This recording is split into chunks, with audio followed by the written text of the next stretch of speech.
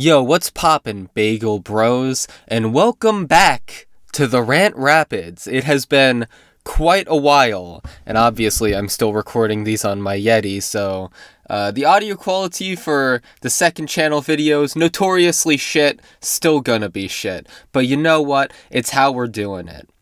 Now, in case you're wondering what's up with these being, or rather, what's up with the space between, the last rant and this one, and then especially why I'm doing these so late in the month, well, once upon a time, I think it was around June that I got all these rants, right? It was just a deluge of rants that all wanted me to either watch a movie, or listen to an album, or watch a comedy special. And it was just too much, and I was like, fuck it, I don't have the time for this shit. We're killing rants. Now, originally, I wanted to do them at the end of that month, and then I procrastinated over and over and over again, until we're here now. Some of these rants are many months old. Now, this one is actually done within the month, because I killed off rants, then I restarted it with the caveat that obviously you can't tell me to watch a movie or play a visual novel anymore. It has to be something that I can do in a that I can just get out there, right? Just spill my thoughts about it. And so that's what we're going to be doing today. Originally, my plan today was to knock out some of the harder ones where I have to listen to an album and then talk about it or watch a movie. But I just uploaded the patron exclusive version of my VTuber video, the internet's most psychotic and unhinged VTubers. So that's up for patrons now. It'll be out. My current plan is either the 30th or December 1st. One of those 2 days, probably the 30th. But we'll see. It depends on how rants go. But I have work in less than 2 hours, and so instead of getting to some of the more time-consuming ones, I'm just gonna knock out all the easy ones. So all I have to do from this point forward is just watch movies and talk about them, and play visual novels, etc. You get the point. So, with that intro out of the way, let's get to the actual goddamn rant. This one comes from White, who says, "Rant about me. Joking. Don't do a thing like that. It would be boring as hell. Better use this poor message to talk about whatever you want to talk. I'm listening. Rant about Zaregoto. Rant about Zaregoto. Rant about Zaregoto. Rant about Zaregoto. Everything of it." Okay. Get a drink of sparkling grape juice that I have. Yeah, so the interesting thing about this rant about Zaregoto thing is that I've done most of my ranting about Zaregoto already. I have multiple hours of content about it, probably 2.5 hours of it, give or take, on my main channel. So I guess I'll just talk about some of the things that I haven't talked about in regards to Zaregoto. So my initial introduction to it, I was probably about 16 or 17, and I tried watching the anime for Zaregoto, and I dropped it after 2 episodes. The reason being, I just thought it was kind of boring.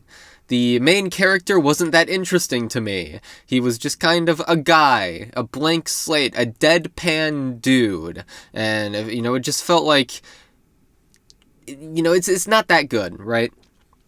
And I still stand by that about the anime, where now that I've read the novels and know how good the series actually is, the anime by comparison is literally just the neutered version of the story.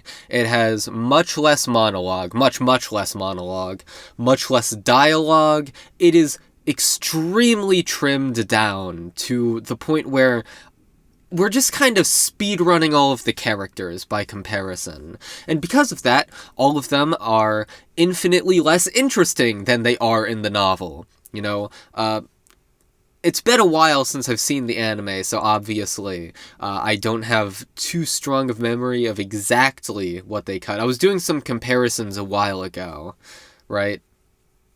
But, you know, they just cut out so much characterizing dialogue, like Akane's view on Akane's sexism, I guess, to put it bluntly. Almost all of E's monologue, you don't really get into E's head as much as you do in the novels, because in the novels, you know, there's a ton of monologue, and I think that is one of the, you know, the novel does well with its monologue, because the monologue is there to characterize E, because he is not a very expressive person.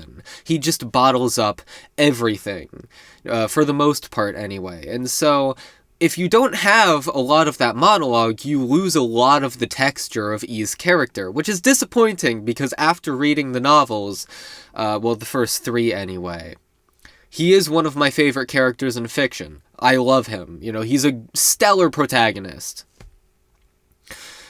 So for most of the stuff about the novels, once again, I've already got into it. It's one of my favorite book series. It's good. All of it's good, and you should go read it. If you haven't seen the videos, for whatever reason, to give a brief summation of what the story is about, right? It's about this guy named E. He's very deadpan, extremely depressed, like, suicidally so. You know, he hates existence. He is very apathetic. That's the main thing. I guess depressed isn't even the most accurate way to put it, because although living is suffering, it's a suffering that is... I don't know exactly how to put it into words, but, like, it comes from a lack of feeling, a lack of excitement, rather than just pure, you know, depression and, you know, constantly having a mental breakdown. Don't get me wrong, he is very miserable, but it comes from, once again, an emptiness inside of him. And it's to the point where, you know, even pain barely registers to him. A lot of things barely register to him. You know, he is able to put himself through hell, because to him, everything is equally hellish, equally painful. And it's a mystery series where the twist, at least for the first 2 books, is that the explanations for the mysteries are insane. Like, they're ridiculous. You could, especially the first book. I think the first book's mystery is the best and the most satisfying in the way it's told. It is really, like, the first novel is my favorite of the 3. I've decided that cleanly. It is stellar.